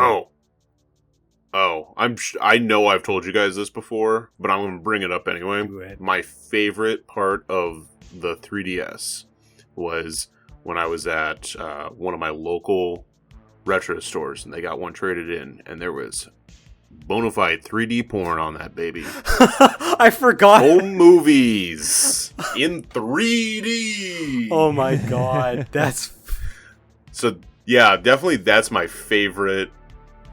Ooh. That's my favorite. It's a little okay. I love home movies in 3D. I remember I tried to use like the music player because like you could like load music onto it and then like play it like an MP3 player, and you could also for some reason like make your own sounds and stuff. It was weird. I remember you could not use that in sleep mode. Like you couldn't listen to the music while the system was in sleep mode, and so I stopped using it. That's why I stopped using it. I was like, what's the point? What's the point of this? Right. In fact, I remember it being a big deal when they were like, because I think they did it so like the music player in Smash Brothers let you do it while even if it was like in sleep mode, I think, if I remember correctly. Like Jesus like Christ. they like I think I remember there was like during the presentation they were like, oh, and you can also listen to it when your 3DS is in sleep. Like I think that was a thing that they like. I feel like I'm not misremembering this. Fucking self-burn. Like oh my like God. they had to. Jack, did you have an app that you liked? And was it just watching the Imagine Dragons music video? Oh god. Players can mark songs as favorites, play through the entire soundtrack or favorites playlist, play them on shuffle mode, repeat a song, and listen to them while the Nintendo 3DS is in sleep mode. Headphones are required to use this function. They made that a feature, and like we're like, you can do this. Gross. So yeah. No, I don't have a favorite app. So we've gone over all of these different like features that the 3DS has. I mean, you have 3D, you have Oh yeah, gyro. Since I tried to think about talking about this earlier when you were talking about something else, did you guys utilize the gyro controls for much like we talked about like Zelda 3, Ocarina of Time 3D? But was there anything else where like you made use of it? I mean, yeah, Face Raiders, Pokemon Dream Radar. I'm sure that there's some like other games that like utilize the gyro controls, but I can't remember. It wasn't a thing I used a lot. You know what? You know what game uses the gyro controls in a really shitty way? Goodness. Sonic Lost World for the 3DS. Oh, I remember here. Special stages. Oh. Where you control Sonic in this like space. It's just space, and he flies around, and you have to gyroscope your 3DS to collect orbs, and it's clunky. God, that sounds terrible. It's so clunky. The game I probably used the most was Resident Evil Revelations when I did my first playthrough, because it was like, honestly, that was a game that they designed that should have had a second stick, but it didn't.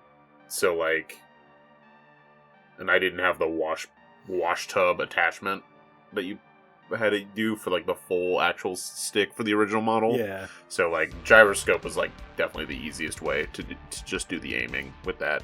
Yeah. I think the games that utilized it for playing like that a lot. aiming were pretty good, because that's like how people would like aim the bow with Ocarina of Time as well. I think just any of those like instances where like you could just aim just to shoot things was probably pretty helpful with that. I have no idea how I played through the entirety of that game for the channel without being able to do that. Because I just used a camera to fucking record that, so there was no way to use gyroscope while I was doing that. Oh, yeah. Somehow, I did it. It's true. But as for... I will say one thing really quick is... you mentioned the Virtual Console. Yes. I love the Virtual Console. There was a lot of games that it was like the first time I got to play one of these games when it was released on it. Some big ones that I really enjoyed from it. I bring up Triple Trouble a lot. This was actually like the 3DS Virtual Console release was like the first time I really played Triple Trouble. And there was some other really good Game Gear games. The Game Gear got some decent love through the 3DS. And another 2 Game Boy games that, to this day, I absolutely love are Sword of Hope 2 and Gargoyle's Quest. I played Gargoyle's Quest for the channel earlier this year, and then Sword of Hope 2 is just a fantastic RPG for the Game Boy. So yeah, I just wanted to mention that, because while it probably had less games, it had such a unique catalog that it was really cool. No, I agree. There's a lot of games that I actually played for like the first time thanks to the Virtual Console releases. That was actually how I played through several of the classic Mega Man games, because I have all the first 6 Mega Man games. This was before they would eventually release the Legacy Collection too, because they didn't release the Legacy Collection until fairly late in the cycle. But they had previously put out all of them on the Wii. I didn't get them on the Wii, but they would put them on the 3DS as well. That's how I got access to all of those games. It was also how I beat The Legend of Zelda for the first time. Thank God for restore points. I love them adding restore points. That was one thing, is like, this is the first like of Nintendo's systems to have restore points, because the Wii did not. The Wii Virtual Console like releases, you could quick save. You could basically quick save, but even sometimes that didn't work because it was fucking janky. But this, you actually had like a restore point, which was nice. And any of the Sega released ones actually like had more options, but like just even having the restore point was nice for the more generic Nintendo released ones. Yeah. Now, there were a few games that came out that they wouldn't have the restore point for, namely the Pokemon releases, because fucking Pokemon, man. I don't know why they pull this shit, but they do. But almost all of them did have the restore point, and even when the new 3DS had come out and they started doing the SNES games, because the Super Nintendo games were only for those models, they also implemented the same support for those. Like, that's how I actually was able to get into playing Earthbound for the first time. I'm not done with it yet. I still have to get back to it. But thanks to the new 3DS and the Virtual Console, I was able to actually start playing Earthbound for the first time. It was also how I beat Super Mario Brothers 1 for the first time as well. I had never beaten it before, and I spammed restore points because I'm a scrub and I suck. So hell yeah. Not afraid to admit that. And I did the same thing for Mega Man 2. I can't lie. I did a lot of save restore point scumming for the Mega Man games. That's why the 3DS is good. It started that. You can save scum thanks to the 3DS. But yeah, the Virtual Console, there was a lot of good features with that. I mean, we've talked about. Jack, did you end up ever like having a special theme for your 3DS? Because like you could get like themes as well. Oh yeah, you just talking about like the main menu? Because like the 3DS had like a big deal where like this was a period when like systems had like profile themes that you could use for like the home screen. Like the PS3 had it. I don't know if the 360 did. Yeah. But the 3DS had it. I'm pretty sure I have like 10 themes that are just on shuffle, and it's random depending on it just whichever. I mean, I just turned it on and I got Roddy Tops. Nice. In the background. But I also have like, here, let's see what all I have on my home menu. Yeah, I just have it set to shuffle favorites, which includes Pokemon, Primal Groudon, Primal Kyogre. I have let's see, Mega Man Stage Select. I have a Mighty Switch Force theme. I got the Roddy Tops theme. I got the Xenoblade Chronicles theme. I got the Shantae theme, the Majora's Mask theme, and the Animal Crossing bulletin board. The only special themes that I have are for the Pokemon Silver and Pokemon Gold version ones, which I like them because they play music as well as have like a collage of like the old Gold Silver art, Kensuke Mori art for all the Pokemon. Because that was something that they did with like some of the themes, is they didn't just have visuals, they also had like sound effects and music that could play as well. Like when you open up the 3DS, you get like the Pokemon Center Restoration theme as well. It's pretty cool. Oh, you know what? I remember for a long time I did not have a set. For a long time I used the Dreamcast theme, which just looks like a Dreamcast. Okay, that's pretty neat. Which is I was gonna say the background to that looks like the art, the box art for Sonic Adventure. They just took Sonic out. They were like Dreamcast theme. Yeah, Dreamcast. There you go. What? It's look at the system and the thing move. That is pretty cool. It's kind of hard to see it when you have like the icons over it, but when you like move away from them, that's neat. What you got, Landon, for us? So I have like 20 different themes that I had, but for my shuffle, is currently Pokemon Gold Silver Cast, Metroid, Samus Returns, Samus Aran, Roddy Tops theme, Shantae Beach, Sega Game Gear theme, Wodave Alien Invasion, Mighty Switch Force theme, Shantae Pirate theme, and Zelda 2 Worlds. But I have like I have a couple for like Radiant Historia had a couple. Strange Journey Redux also had a theme. Box Boy had one. Seventh Dragon had one. I have the Sonic series 25th anniversary. SMT4 Apocalypse had one. Rhythm Heaven, Rampage, Hyrule Warriors Legends, Project Cross Zone 2. I have a Monster Hunter theme for some reason. I think it was. I was gonna say, so I think a lot of themes, they would like. I think you got some themes like with the purchase of a game that came with it too. Some of them, because I think that's how I got the Pokemon ones. I don't remember paying for them. Yeah, and then there was like I have a Zelda Majora's Mask Moon one, and then I have a Sonic Boom Shattered Crystal one. So oh goodness, I have a few. Yeah, you have a lot. But yeah. So yeah, that's. Is there anything else that we haven't talked about? I mean, the 3DS is so feature packed. I'm trying to remember if there's anything we didn't talk about.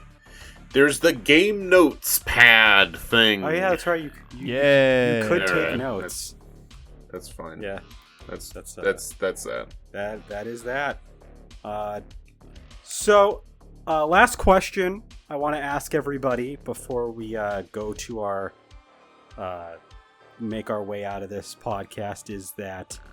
What would you guys say would be, if you were to pitch the 3DS to someone, like, why should you look into buying a 3DS? What would you say would be, like, how you would explain it to them? Like, what's your pitch? My pitch for the 3DS is that it can play the entire DS library and the entire 3DS library. What more can you ask for? That's it? Nice and simple? Yeah, I don't think I need to say anything else. That's pretty good. I was going to say that's way more concise than mine. I was going to say there's a lot of different catalogs of, big game library from both new and old, and you can personalize it to your liking and express yourself through the system. And see, I convinced Al. And Al said Jack convinced me. But yeah, I would say the massive library of games, both new and old, the personalization features, it is one of the easiest systems to hack and mod and just do whatever you want with it. This really is the system. I know that they tried to pitch the Wii U as the system for you, but I think that the 3DS system is the system for you. The 3DS U. I would pull out a gun and threaten their life. Oh my god! Is that really how you're doing this? That's my pitch. With violence? Buy it. Buy it. Or else. Blam. Blam. Suck on that. Yeah, blam suck on that. When's the Lexine's Quest 3DS port? No. No. It's so much work. No. I'm gonna find a way to like run Lexine's Quest on my hacked 3DS. I mean, you probably could. Good. Wait until there's a version that's actually playable, though. Yeah. Wait until I finish the game, and then I can put it on my 3DS, and then I can. If I manage to do it, I will post the results. Fuck it. Go for it. Right. Can I get up and get Tillamook now? You can go ahead and get Tillamook now. Yes. We got our usual every podcast episode social media plug. We've got a Twitch. If you are live, you are with us live. You are seeing this right now. You are on Twitch. Congratulations. If not, if you're watching this on YouTube or listening to this elsewhere, just know twitch.tv/GamingStooges. That is where we are, of course. We've got a YouTube. We export all of our streams from Twitch over to that. We also, that's including these. We've got a Discord. You can join it for free. Probably foolish of us, but I mean, it's mostly been fine, except for that time when we had Ichigo Bradley. That was cool. But that was a time. Remember the time? Hey, Peter. But yeah, you've got that. You have our Patreon, patreon.com/GamingStooges. We are doing some really cool stuff on Patreon right now. We recently did an interview with Mr. Cohen, who developed Lexine's Quest, a certain generic RPG. If you want to hear the scoop on his process with making that game, head on over to patreon.com/GamingStooges, subscribe to the Gold Stooge tier, and you can get that content plus a backlog of all the other cool exclusive content we have. We have polls on that Patreon. We, as of the making of this podcast, currently had one going on to decide what our next topic is going to be for the next podcast after this one. So we have 2 going on. There's another. Yeah, what's the other poll again? I forget. It's for my next game. Yep. They're deciding between Chance of Sonar or Frog Gun. So there's that. And you don't have to be subscribed at the Gold Stooge tier to vote in the polls. You can just be a Silver Stooge tier. That's $3 a month. That gets you access to all those polls so you can help decide the content that we do in the future.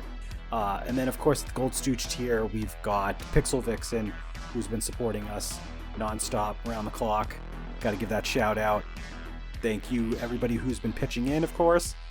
And Twitch. Is he gonna even mention the stuff we just recorded for September? We do have something coming out for September. Tickle their buttholes, please. If you like tabletop games, we already did a campaign, a couple campaigns in the past, but we've got another one coming. So if you're interested in that, we are going back to that for future Patreon exclusive episodes for a little bit. Probably won't be too many episodes, but it'll be really fun. I think that I would suggest people try out the Gold Stooge tier and check out all that cool stuff. Back to the Twitch, I do want to ask, what are you guys currently doing? Because we are always doing something interesting. I don't know, because people have to tell me what they're doing. Landon's currently on standby. He's waiting to get poll results. Jack, what are you doing? Right now, I'm between major games right now. I just finished Uncharted 4 last week. Didn't stream anything last night, but tomorrow night, if you tune in, I will be playing The Murder of Sonic the Hedgehog, which will most likely be a one-off, from what I understand, because it's not a very long game. I have been streaming Lexine's Quest, so that's still going on. Having a fun time with it. Landon's been pitching in to keep the game fixed up and playable enough for me to keep going with it. I've been doing it once a week for the past couple weeks, but I'll probably go back to a 2-a-week schedule in order to finish that up soon. Not sure what I'm going to be doing next after that. Landon, did you want to... I've been eating French vanilla Tillamook. Nice. On Twitch. Nice. I just stream it 24/7. I just grab a carton and just eat. Forget Let's Play Breakfast. It's time for Let's Eat Tillamook. That's what we're doing, baby. Fucking get your Tillamook at all places where Tillamook is sold. Yeah. And then, before we go, I just wanted to ask Landon, we've been streaming for about 2 hours. Do we have enough time to do a quick wrap-up, or would you like to just have a sign-out? Fuck it, let's do it. All right. Let's go long, baby. Let's go long. We didn't do one last week. That's true. And we got Let's catch fucking, we got words to say, baby. Yeah. Let's go. Let's go ahead and catch up. Jack, it's been like a month since we last did a checkup. We got words to say. Let's see. I haven't had a ton going on for the most part. I will say, in the last month, I did plow through the last 2/3 of Paper Mario: The Thousand Year Door. I just got like really into it one weekend, and I'm just like, fuck. I'm remembering how good this game is and like why it's one of my favorite games of all time. Is that the and first non-stream game you've beaten all year? I think so. All right, there you go. So there you go. Yeah. And it's a game I've played before. So it's, every time we do one of these wrap-ups, I feel like Landon just likes to bully me for how few video games I play. You do other things. It's fine. I do other things. I wish I had more time, you know? I wish you had more time, too. Stop streaming. There you go. I found you 6 hours a night. Or a week. But I like streaming. All right, keep streaming. But no, this is one of my favorite games of all time for a reason, and I enjoyed every minute of it when I played the remake. So, fuck yeah to that. Let's see.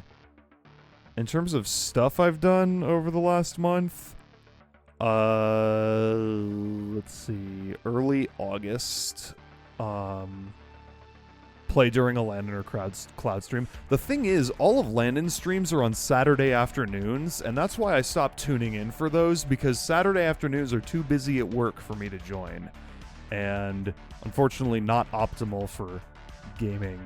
But, and during Cloud's most recent streams, I've been trying to pay attention to Lexine's Quest. Keyword is trying. We like to do the voices. And just look at my phone. Wow. We like to do the voices. I said, listen, Landon, that's not a dig against Lexine's Quest. That is a dig against my own ADHD. I was gonna say we've had moments, not just in Lexine's Quest, but plenty of times where like Jack's like dozing off, and like I would snap my fingers, but I don't actually know how to snap my fingers. I'd be like, hey, come on. I'm a tired boy, and I have ADHD. Cut me some slack. Let's see. Early this month, I saw Blink 182 in Indy. And that was fun. I went by myself because I bought a ticket kind of late and was like, oh, they still have some like solid seats for face value price. What is that poster behind you? Oh, they can't see it in they're not going to be able to see it on the stream. It's fucking, I moved it because I'll get to that in a second, actually. On Sunday, me and Bethany went to go see King Gizzard and the Lizard Wizard. Nice. It was her first time seeing them, and it was my fifth, and we're going to see them again in Chicago on Sunday. So that poster is sitting there because I got a poster at the show we went to on Sunday, and I hung it up in the living room, but I needed to take one of the ones in the living room down. That is the Anamanaguchi poster from when they played the Scott Pilgrim soundtrack. Oh, okay. From the game. It's Ramona Flowers. I could vaguely recognize that does make sense. It does have that look to it. Okay. That's pretty cool. I like that. Nice. Anything else to add? That's pretty much it. August has been kind of like a work all the time and just do shit in my free time. Nothing too crazy has been going on lately, honestly. Yeah. Oh, Bethany and I went to Kings Island early this month. If you don't know what Kings Island is, it's an amusement park in Mason, Ohio. And it was fun. We were there the whole day, and we rode pretty much every ride we wanted to, and we had a good time. So that's pretty much everything I've been up to over the last month. We have Katie here joining us live a little late in the podcast. Hopefully you tune in to the after upload, because we had a lot of cool things to say about the 3DS. But I think for me, I didn't really have too much new stuff going on. Alice and I are saving up because we want to move, try to get like a nicer apartment, hopefully. So we've been working on that. I believe in comparison to the last time we did a catch-up, I was in the middle of, but hadn't finished Final Fantasy VI. It was my first time playing through it. I did beat it, and I have to say, wow. That's probably become one of my new favorite games of all time. Like, that game is crazy good. Like, I don't know how high up it is. I gotta, like, go back to my list and evaluate. I played through the Pixel remaster, so I didn't get, like, the bonus content from the GBA version. But honestly, I didn't really need it. Like, there was a lot to do in that game. And it's really, really good. So, I'm happy with my experience. It lived up to a lot of the hype that it's had. And I also played through Super Mario RPG. So Jack was not the only person playing through a Mario RPG game. Role-playing game. I played through Super Mario RPG as opposed to Paper Mario Thousand Year Door, but like Final Fantasy VI, it was my first time playing through any version of Super Mario RPG before. Never played it before. I think it was pretty good. I had a pretty fun time with it. I didn't quite like it as much as some of the other games I've been playing recently, like Final Fantasy V and VI specifically. Like, those ones are way up there for me. But I will say I do get why people probably liked it back in the day, because I know a lot of people hyped up Super Mario RPG, and like I can see it. Like, I can see why people enjoyed it. It's a really easy to get into RPG, like most Mario RPGs are. It's got a fun story. The characters are fun to interact with. The gameplay is simple enough to pick up, but it's deep enough to have a good time with. And yeah, I would say it's a pretty good game overall. So I played the Switch version for that, the Switch remake that they did. So I also have content I can go back to. I think that's really it. Really hasn't been anything a whole lot new with me, to be honest. So I beat Sandland, and I finished my Triple Perfect Plus run of Runner 2. Let's see. I got back to more of the Legend of Heroes Trails to Azure, and I'm in the finale. I'm like working on the end of that, so I'm hoping to get through that here soon. And then I've been playing the demo for the new Famicom Detective Club game. I'm really looking forward to when that comes out. That you can play all the way through Chapter 3, so you can play the prologue, Chapter 1, 2, and 3 for free, and then that'll transfer over to the full game, Nice. which is cool. They did it episodically. I haven't. Go ahead. I was going to say, I haven't played these games myself, but I was watching Allison actually played through the first game herself, because she has both of the first two, and she really liked the first game. She's in the middle of the second game, so she's going to be getting the third game, although she's going to be putting that off because there's another game that she's more excited for that's coming out like the same week. So, but she's going to get to MEO when she has a chance as well, because she's pretty hyped out. What else is coming out this week? The Switch release of this game from an anime/mobile game series called Uma Musume, which is like horse girls. There's like a game that's coming out for the Switch, and she's really excited for that. So she's putting that first, but she's going to get to MEO after she gets time, presumably when she finishes the second Famicom Detective Club game. But she's become quite a fan of the Famicom Detective Club games now because of those releases. I'm surprised they did a new one, but hey, it's pretty cool. I think you made that horse girl thing. No, up. it's not. It's a real thing. I'm going. It's made up. All right, you know what? You keep going. I'm gonna post it in the spoilers. Katie did mention we did have an indie partner direct. We did. I don't know if we're gonna do a full like breakdown episode on that. Because I don't know. But what I can say is since 7 a.m. Pacific time yesterday, I have nonstop been nutting in my pants. That's for fucking sure. I am so blessed hype for The Legend of Heroes Trails in the Sky the First. Jack doesn't even believe it. And anime is only real if you don't believe it. And I don't believe it. So believe it. I should. Yeah, he should. Yeah. Are you hyped for that Trails in the Sky remake, Landon? Did you not just hear that I've been nonstop nutting in my pants? Yeah.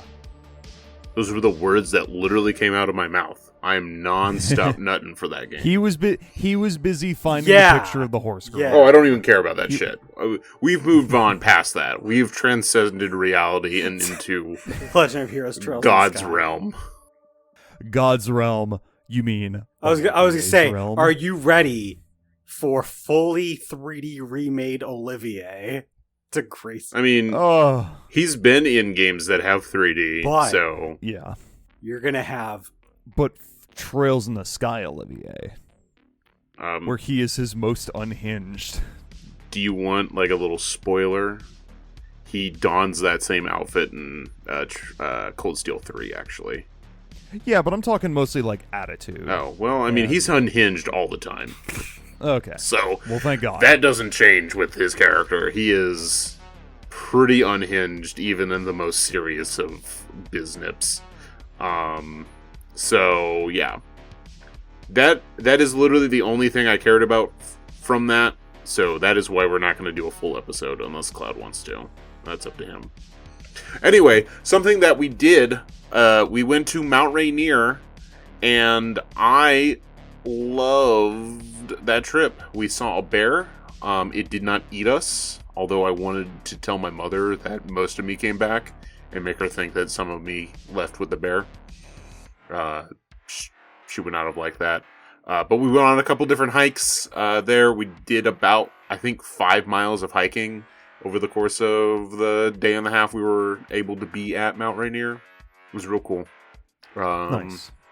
Yeah, love that place. That was actually it had been almost 20 years to the day since the last time I had been up to Mount Rainier. Because I have my little stamp book. It was August of 2004 was the last time I had been up there. And so, it just 20 years. It's a long time. Yeah. So that's all I've got. Fucking upgrade to the fucking gold tier. Watch the Delta Green. Last things last. Yeah. Get ready. It's coming down hard, baby. Cloud, roll the outro. What are your thoughts? Me roll the outro. Sure, roll the outro. We'll see you guys next time. Bye. Bye.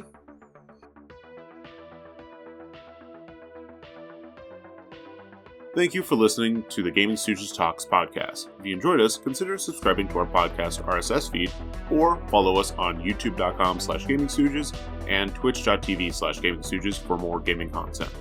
If you'd like to chat with us, join our Discord. The link can be found in the episode description. We also want to thank all of our Patreon supporters. Your continued support means a lot to us. Not already one? Please take a look at what we have to offer anyone who becomes a patron at patreon.com/GamingStooges. See you next time.